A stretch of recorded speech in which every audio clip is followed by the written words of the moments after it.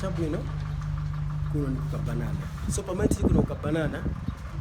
tizakambisana kuti chitako interact tikambisana kuna vanhu vosiyana siyana but pano tili mu barbershop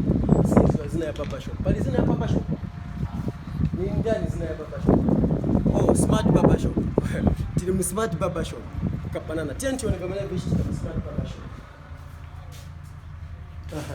so muno mwetafika ni mu smart barbershop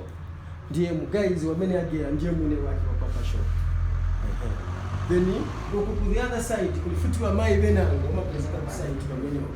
mama chaya basi for saloni so amabila mishishi amaluka mishishi muchiwe mbagamba tukuluke mishishi muchinyanja bagamba tikumanga yeah so apa manje ndiko na muguys futi benango uyu muguys ni mzanga wa nyowani kuna Kukambilana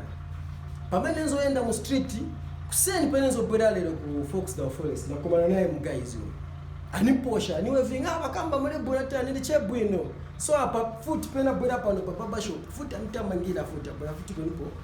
bwana futi koniposha so ndio guys when you feeling at once you say udira ka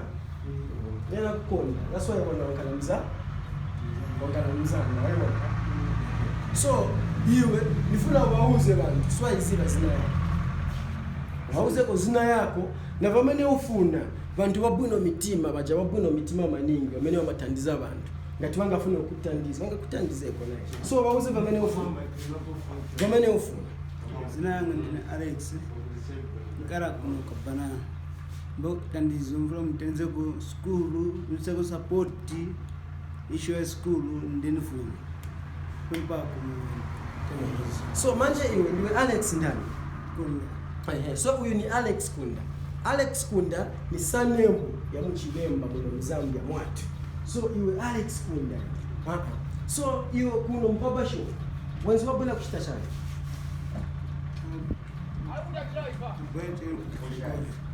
Oh, ati abwela kuti abwela shimdeko naye. So manje Alex iwe wakamba tikulisisi amene konda kugelesi.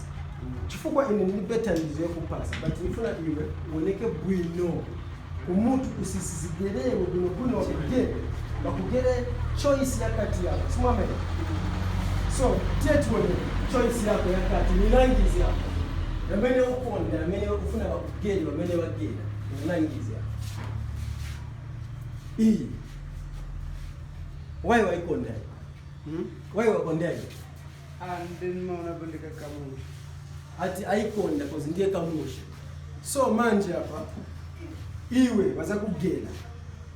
favorite kati yako muno barbershop waza kupanga buno bwino uzaonekana na wewe wamvera ka iwe ndiyo mzanga wa chikada ine ndine Jackson wamvera ka Jackson kama kamba ati Jackson so iwe ndiyo mbuya wangu timagamba ati babemba na banyanja kapena abantu bali ku Eastern Province kama kamba ati pachimbuya so huyu ni mbuya wanga ni Chanda and ni Panda so takumbana muno barbershop nifuna ine nimpase ko tandizo yo mugesa ko cha basis but ngati kulibe nango amene wakwanisa kumpasa tandizo kupitira pa kugela sis kapana kumbwiza ku school ingapange sense okay